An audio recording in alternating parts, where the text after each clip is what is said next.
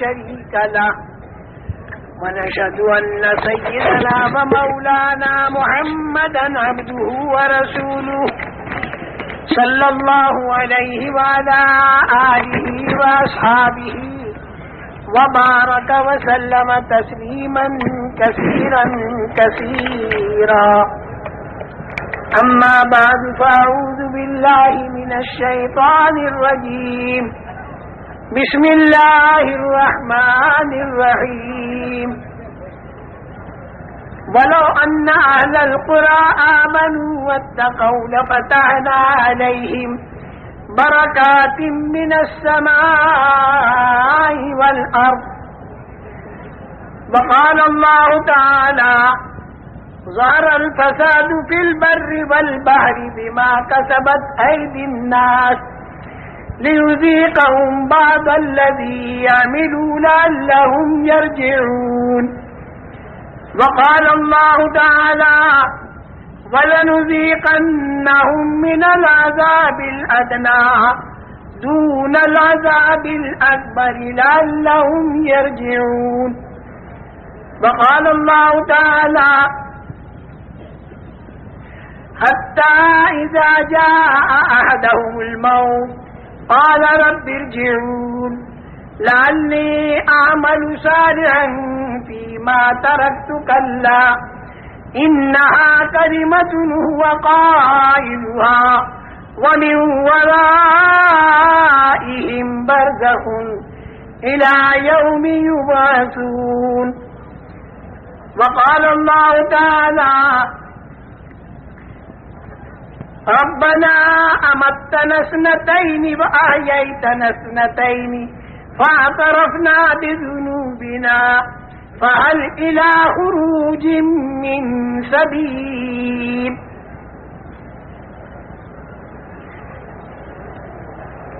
میرے محترم دوستوں اور بزرگوں، دنیا کے اندر زندگی بسر کرنے کے طریقے دو ہیں. ایک طریقہ وہ ہے جو اللہ نے تجویز کر کے دیا، دوسرا طریقہ وہ ہے جو انسان خود تجویز کرے. انسان جو طریقہ خود تجویز کرے گا وہ صرف موجودہ زمانے کو سامنے رکھ کر تجویز کرے گا. موجودہ زمانے میں اسے جتنا نفع دکھائی دے گا اس کے باقی رکھنے کا فکر کرے گا، اور جتنا نقصان دکھائی دے گا اس کے دور کرنے کا فکر کرے گا. لیکن آئندہ جو زمانہ اس کے سامنے آتا جائے گا تو پھر اس کی رائے اور اس کی تدبیر اور اس کا طریقہ بدلتا چلا جائے گا. اس کے بعد پھر دوسرا زمانہ آئے گا تو پھر رائے اور طریقہ اس کا بدلتا چلا جائے گا، یہاں تک کہ آدمی کی موت آ جاوے. تو موت آنے کے بعد حالات ختم نہیں ہوتے بلکہ حالات کا انتظام کرنے کا کی جو طاقت تھی وہ ختم ہو جاتی. عام طور سے یہ سمجھا جاتا ہے کہ موت آئی تو حالات ختم ہو گئے، خوشحال آدمی کی خوشحالی ختم ہو گئی اور بدحال آدمی کی بدحالی ختم ہو گئی، جو بیمار تھا اس کی بیماری ختم ہو گئی، جو بھوکا پیاسا تھا بھوک پیاس اس کی ختم ہو گئی، جو خوب کھاتا پیتا تھا تو خوب کھانا پینا ختم ہو گیا، عزت والے کی عزت ختم ہو گئی، ذلت والے کی ذلت ختم ہو گئی. اس لیے جب موت آتی ہے تو آدمی کی لاش کو قبر کے اندر دفن کر دیتے ہیں، تھوڑے دنوں کے بعد میں وہ مٹی بن جاتا ہے، آگے کچھ دکھائی نہیں دیتا. تو عام ذہن پوری دنیا کا یہ ہے کہ مر گئے تو ختم ہو گئی بات، حالات سارے ختم ہو گئے. جتنے بھی حالات اچھے یا برے ہیں وہ موت تک ہیں. لیکن ایسا نہیں ہے. ہمارا اور تمہارا پیدا کرنے والا خدا جس نے اپنی قدرت سے تین تین اندھیریوں میں ماں کے پیٹ کے اندر اس انسان کو بنایا، جبکہ وہاں پر کوئی روشنی بھی نہیں تھی، ماں کا پیٹ تھا، بچے دانی تھی اور اس کے اندر ایک جھلی تھی، اس جھلی کے اندر لپٹا ہوا بچہ تھا، اور سارے اعضاء انسانیہ اللہ تعالیٰ نے بنائے. وہ بنانے والا اللہ وہ خود یہ بتا رہا ہے کہ موت کے بعد ایک لمبی چوڑی زندگی آنے والی ہے جو مرنے سے پہلے والے کو دکھائی نہیں دیتی، لیکن وہ یقیناً ایک زندگی آنے والی ہے. انسان کے اوپر 4 منزلیں آنے والی 4 منزلیں ہیں. ایک منزل تو ہے ماں کے پیٹ کی، دوسری منزل ہے دنیا کے پیٹ کی، تیسری منزل ہے قبر کے پیٹ کی، اور چوتھی منزل ہے آخرت کی، اور وہ آخری منزل ہے، اس کے بعد پھر کوئی پانچویں منزل نہیں۔ آخرت میں جو مقام اس کے لیے راحت کا یا تکلیف کا طے ہو گیا تو وہ اسی مقام کے اندر رہے گا، اس کے بعد پھر کوئی پانچویں منزل اس کی نہیں ہے۔ یہ بات الگ ہے کہ کوئی ایمان والا اگر اپنی بدعمالیوں کی وجہ سے جہنم میں گیا تو جہنم کے اندر وہ پاک اور صاف ہو کر اور پھر وہ جنت میں چلا جائے گا، لیکن بغیر ایمان کا جو آدمی ہوگا، جس کے اندر ایمان نہیں ہوگا، جو کفر والا ہوگا اور شرک والا ہوگا، وہ جب جہنم میں جائے گا تو وہ اس کی آخری منزل ہوگی اور اس کے اندر سے وہ نکلے گا نہیں۔ یہ 4 منزلیں ہیں انسان پر۔ ماں کے پیٹ کی منزل میں تو انسان کی ذات بنی، اس کی آنکھ بنی، کان بنے، زبان بنی، ہاتھ پیر بنے، دل دماغ بنا، پھر اندر کی ساری چیزیں بنی۔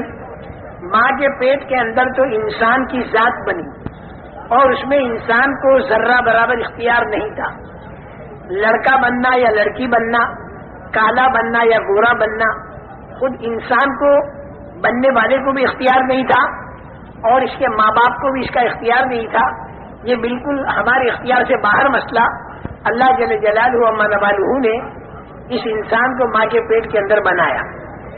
اس کے بعد دوسری منزل ہے دنیا کی۔ دنیا کی جو منزل ہے، اس منزل میں اللہ نے اس انسان کو ہلکا سا اختیار مرحمت فرمایا، اور یہ اختیار عجیب و غریب چیز ہے۔ اللہ نے اس دنیا میں انسان کو ہلکا سا بھلے اور برے کا اختیار نصیب فرمایا۔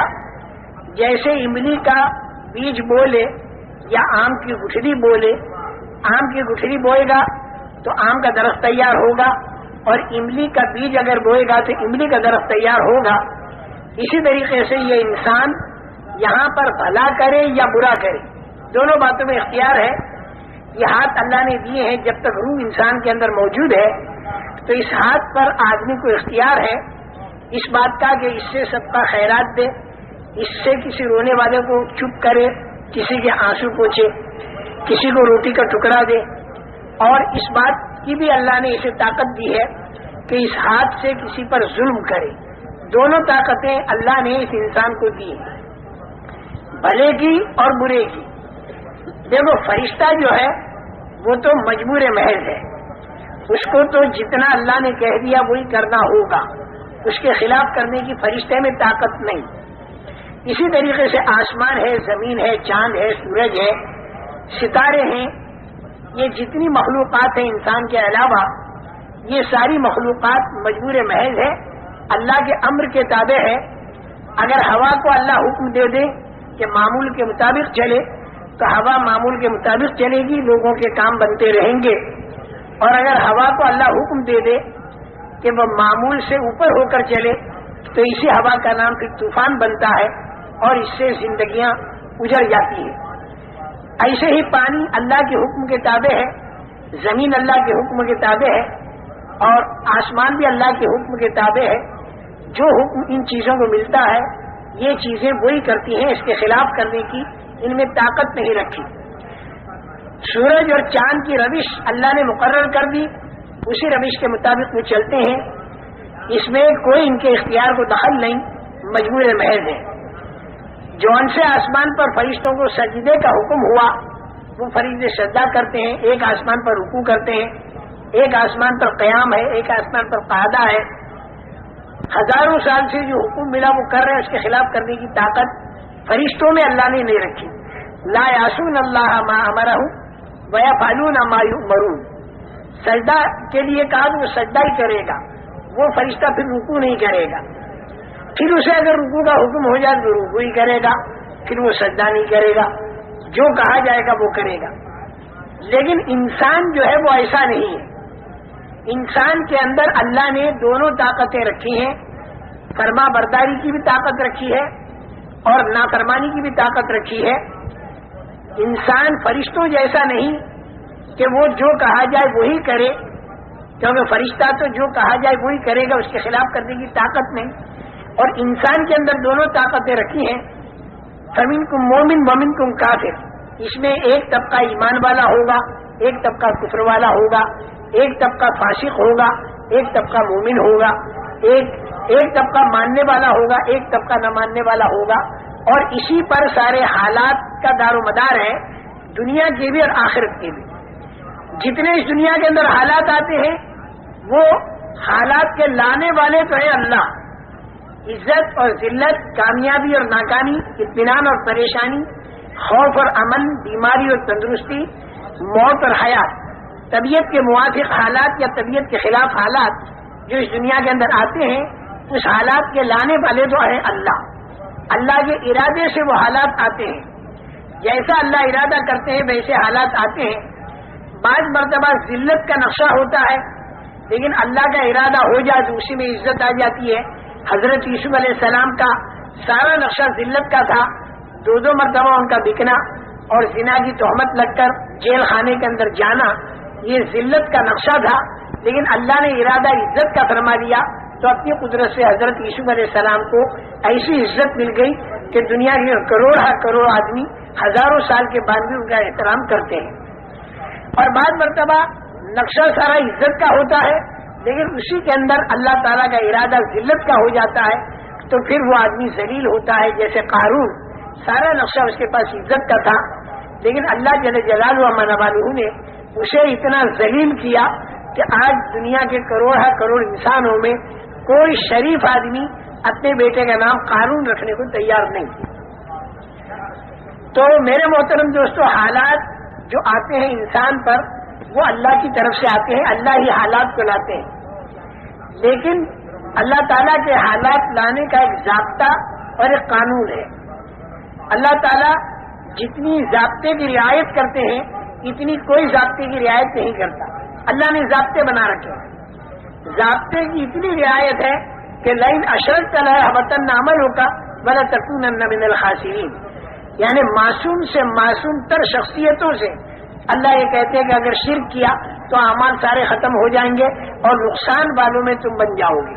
آپ اندازہ لگاؤ کہ ضابطے کی اللہ کے ہاں کتنی رعایت ہے۔ یہ حالات جو آتے ہیں دنیا میں اور آخرت میں، یہ ایک ضابطے کے ماتحت آتے ہیں، بلا ضابطہ اندازن نہیں آتے۔ اور ضابطہ اللہ کا حالات لانے کے لیے دنیا کے اندر کی پھیلی ہوئی چیزیں نہیں ہیں، بلکہ انسان کے بدن سے تیار ہونے والے اعمال ہیں۔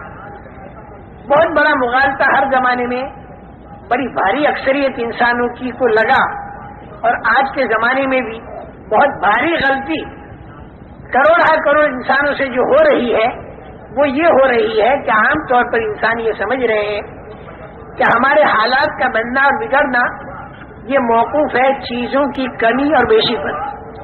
اگر چیزیں ہمارے ہاتھ میں زیادہ ہوں گی تو ہمارے حالات بنیں گے، اور اگر چیزیں ہمارے ہاتھ میں کم ہوں گی تو ہمارے حالات بگڑیں گے۔ یہ عام لوگوں کا ذہن ہر زمانے میں رہا، فرعون کا بھی یہی ذہن رہا، قارون کا بھی یہی ذہن رہا، اور جتنی نافرمان قومیں گزری ان سب کا ذہن یہ رہا کہ ملک اور مال، روپیہ اور پیسہ، سونا اور چاندی، دکان اور کھیت، یہ جتنی چیزیں ہمارے ہاتھ میں زیادہ ہوں گی اتنے ہمارے حالات بنیں گے۔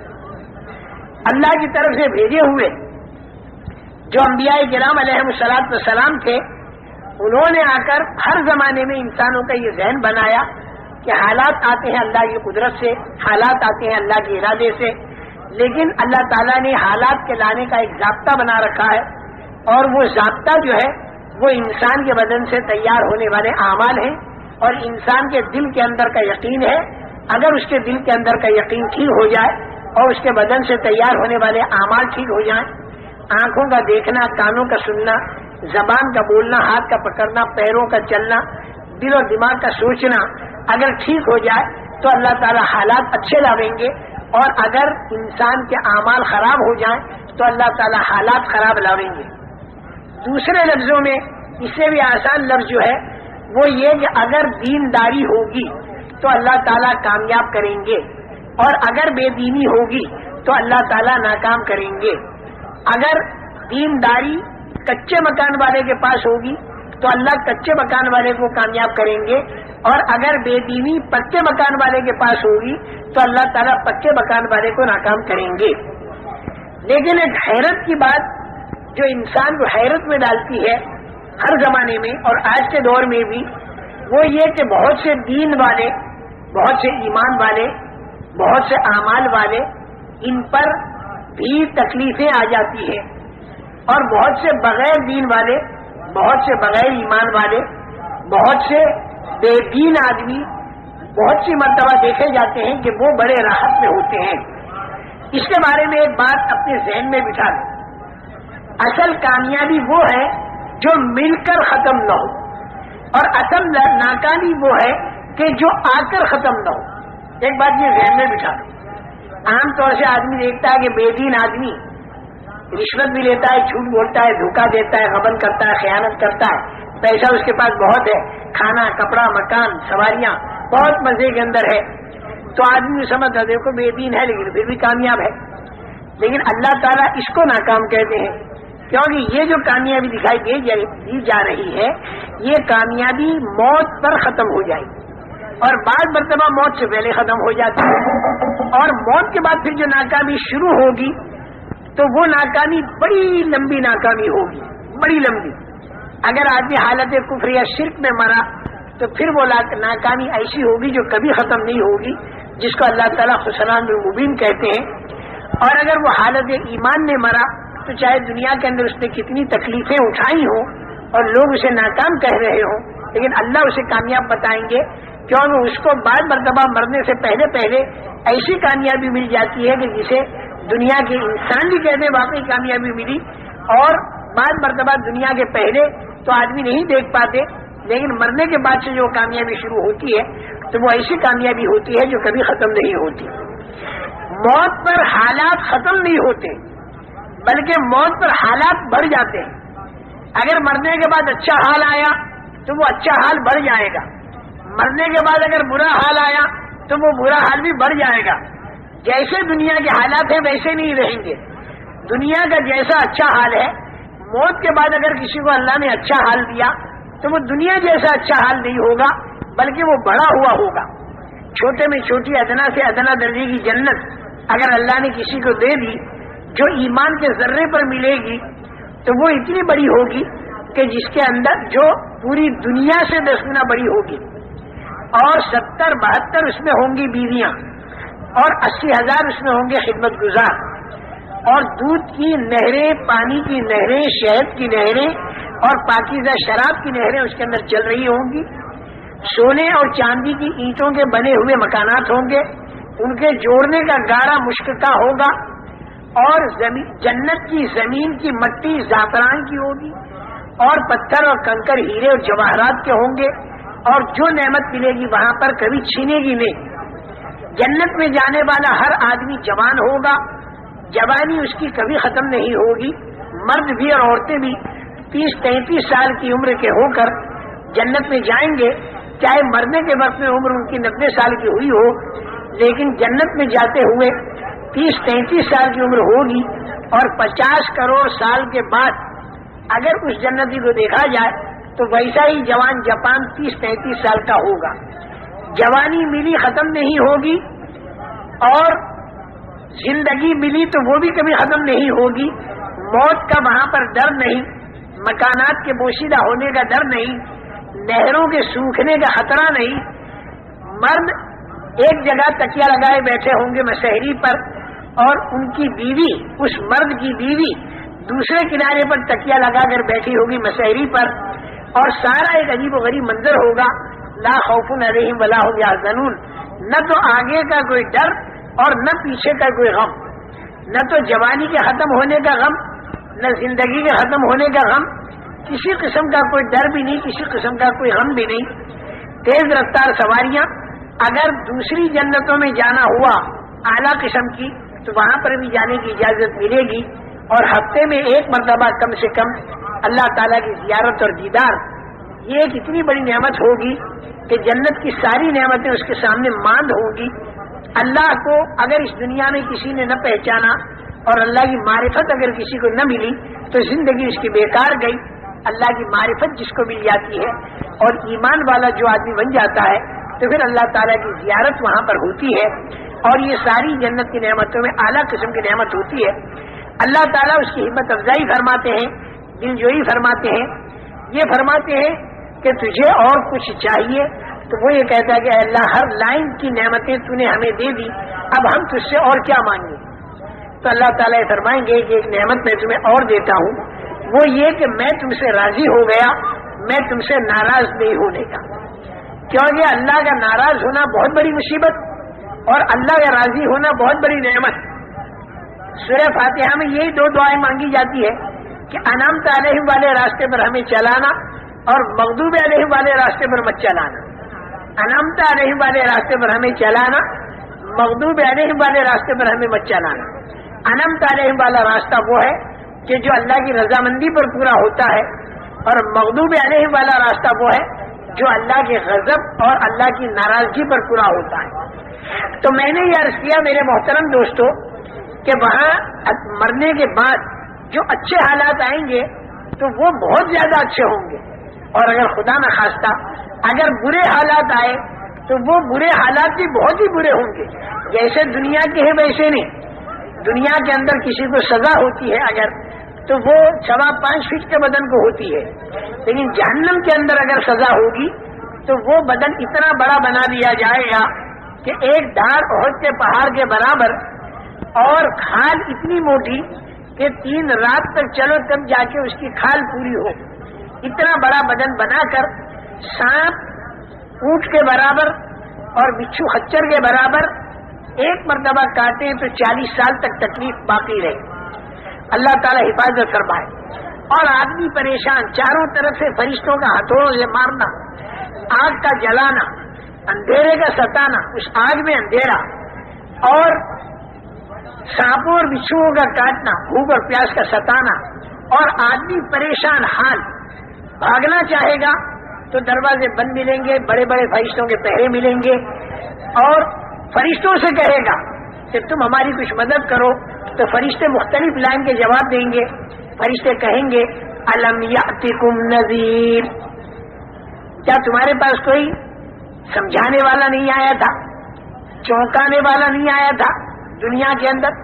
قالوا بلا قد جاءنا نذیر فکذبنا وقلنا ما نزل اللہ من شیء ان انتم الا فی ضلال کبیر وقالوا لو كنا نسمع او نعقل ما كنا في اصحاب السعير فاعترفوا بذنبهم فسحقا لاصحاب السعير۔ وہ کہیں گے بے شک ہم کو سمجھانے والے آئے تھے، قد جاءنا نذیر، تو ہم نے ان کو جھوٹا سمجھا۔ ہم یہ سمجھے کہ جنت اور دوزخ یہ خیالی چیز ہے، کچھ بھی نہیں، دل بہلانے کی یا صرف دھمکانے کی ایک چیز ہے۔ ہم کو یہ نہیں معلوم تھا کہ یہ واقعہ ہوگا اور ایسا ہوگا۔ کاش کہ اس دن اگر ہم مان لیتے اور سن لیتے، سمجھ لیتے، تو آج ہم یہاں پر جہنم کے اندر نہ ہوتے۔ اپنے گناہوں کا وہ اعتراف اور اقرار کریں گے، لیکن یہ اعتراف اقرار کرنا وہاں ان کے کام نہیں آئے گا۔ بہت بڑا داروغہ ہو گئے فرشتہ، اس سے کہیں گے کہ تو اللہ سے یہ دعا کر، بنا دو یا مالک لیقضی علینا ربک قال انکم ماکثون۔ داروغے کا نام ہوگا مالک۔ اے مالک، تو اللہ سے کہہ دے کہ ہم کو وہ ختم کر دے بالکل۔ تو وہ جواب دے گا کہ بالکل ایسا نہیں ہوگا، اب تمہیں یہیں پر رہنا ہوگا۔ الگ الگ جواب۔ شیطان سے کہیں گے تیری بات ہم نے مانی اور ہم یہاں پر آئے، تو ہمارا ساتھ دے۔ وہ کہے گا فلا تلومونی ولوموا انفسکم ما انا بمصرخکم وما انتم بمصرخی۔ نہ تو میں تمہاری مدد کر سکتا ہوں، نہ تم میری مدد کر سکتے ہو۔ میں نے تمہیں غلط بات کہی، تم نے کیوں مانی؟ اللہ تم سے صحیح کہہ رہا تو اس کی کیوں نہیں مانی؟ یہ شیطان کا جواب ہوگا۔ چاروں طرف سے مایوس ہو گئے، پھر دیکھیں گے کہ بڑے بڑے جو چودھری اور بڑے بڑے ذمہ دار دنیا کے اندر جب کوئی بات پیش آتی تھی تو ان بڑوں بڑوں کے پاس جاتے تھے اور ان سے کہتے تھے کہ بھائی ہم ایک پریشانی میں ہیں تو ہماری پریشانی کو دور کرو۔ تو ان بڑوں بڑوں کے پاس بڑے لیڈر، بڑے نیتا، بڑے چودھری، بڑے سردار ان کے پاس جائیں گے اور کہیں گے ہم ایک پریشانی میں ہیں، چاروں طرف سے ہم کو سانپ کاٹتے ہیں، فرشتے مارتے ہیں، آگ جلاتی ہے، ہم بھاگ نہیں سکتے، فرشتے ذرا بھی ہم پر رحم نہیں کرتے، شیطان ہمارا ساتھ نہیں دیتا، تم ہمارے بڑے ہو، تم ہمارے لیے کوئی راستہ سوچو۔ تو وہ کہیں گے استبر الذین اتبعوا، وہ لوگ کہیں گے کہ ہم کچھ نہیں کر سکتے، ہم بری ذمہ ہیں، ہم کچھ نہیں کر سکتے۔ تو اب یہ چھوٹے پھر یوں کہیں گے کہ اب کی مرتبہ اگر اللہ نے ہم کو دنیا میں بھیجا تو اب ہم تمہاری پارٹی میں نہیں ہوں گے، اس لیے کہ تم نے ہم کو غلط راستہ بتایا، اور پھر وہ بددعائیں کریں گے، ربنا انا اطعنا سادتنا وکبراءنا فاضلونا السبیل ربنا آتهم ضعفین من العذاب ولعنهم لعنا کبیرا۔ اے اللہ، ہم نے اپنے سرداروں کی مانی اور ہم نے اپنی چودھریوں کی مانی، لیکن اس نے ہم کو تیرے راستے سے ہٹا دیا۔ اے اللہ، تو ان کے اوپر دگنا عذاب ڈال دے، اور اے اللہ، تو ان کے اوپر اپنی لعنت کو برسا۔ میرے محترم دوستو، ایک بہت بڑا منظر کل قیامت کا آنے والا ہے، اور اس میں کھرے اور کھوٹے کا فیصلہ ہوگا۔ یہ خبر انبیاء کرام علیہ السلام نے اللہ کے پاس سے لا کر ہمیں دی۔ اس کی تیاری کرنے کا زمانہ اس دنیا کا زمانہ ہے، مرنے کے بعد پھر کوئی تیاری آدمی نہیں کر سکتا۔ جب آدمی قبر کے اندر چلا گیا تو حالات تو بڑھ گئے، چاہے اچھے ہوں چاہے برے ہوں، لیکن انتظام کی طاقت ختم ہو گئی۔ موت کے معنی کیا ہے؟ انسان کے انتظام کی طاقت کا ختم ہو جانا۔ دنیا کے اندر اگر خدا نہ خواستہ یہاں سانپ آ جائے تو آدمی ڈنڈے سے مارے گا یا کم سے کم بھاگ جائے گا، آگ لگ جائے پانی سے بجھائے گا، اگر روشنی بند ہو جائے تو آدمی ٹارچ وغیرہ جلائے گا، آدمی کو بھوک لگے جا کر کھانا کھائے گا، آدمی کو پیاس لگے ڈول رسی سے پانی کھینچ کر اور پی لے گا۔ یہاں آدمی کے اوپر اگر کوئی حال آ دے تو اس کے پاس قوت انتظام ہے۔ اور موت کے کیا معنی؟ موت کے یہ معنی کہ آدمی کے اندر سے قوت انتظام ختم۔ قبر کے اندر سانپ تو آیا، ہٹانے کی طاقت ختم، اندھیرا آیا، اجالا لانے کی طاقت ختم، پٹائی ہو رہی، اس سے بچنے کی طاقت ختم۔ اگر 5-10 ڈنڈے رکھ بھی دیں رشتے دار تو دنیا کے ڈنڈوں سے قبر کے سانپ نہیں مرتے، اور دنیا کے پانی سے قبر کی آگ نہیں بجھتی، اور دنیا کی ٹارچ سے قبر کا اندھیرا دور نہیں ہوتا، اور دنیا کی چیزوں سے قبر کے اندر سہولت نہیں ملتی۔ وہاں آدمی جب دیکھے گا کوئی راستہ نہیں تو پھر وہ اللہ سے یوں کہے گا کہ اے میرے اللہ، میرے کو تو واپس لوٹا دے۔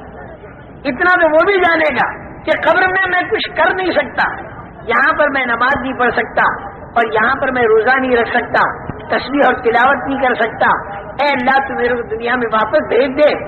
کتنی بڑی دولت یہ دنیا کی زندگی تھی جو میرے ہاتھ سے نکل گئی۔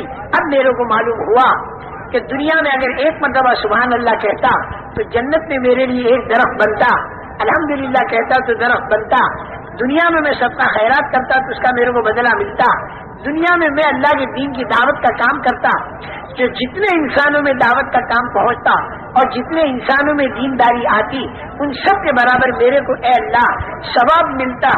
اب تو میرے کو دنیا میں واپس بھیج دے۔ اب میری سمجھ میں بات آ گئی، اب میں دنیا میں جا کر اچھے کام کروں گا۔ اللہ تعالیٰ فرمائیں گے کلا، بالکل نہیں۔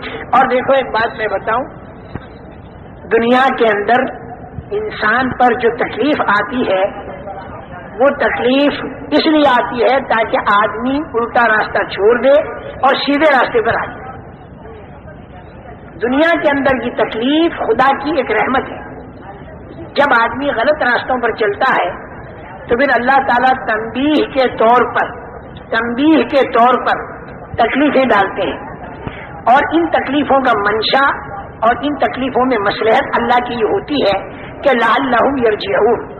بار بار اللہ تعالیٰ فرماتے ہیں کہ یہ چھوٹی تکلیفیں میں ڈالتا ہوں تاکہ تم پلٹا کھا جاؤ، یعنی غلط راستہ چھوڑ دو، صحیح راستے پر آ جاؤ۔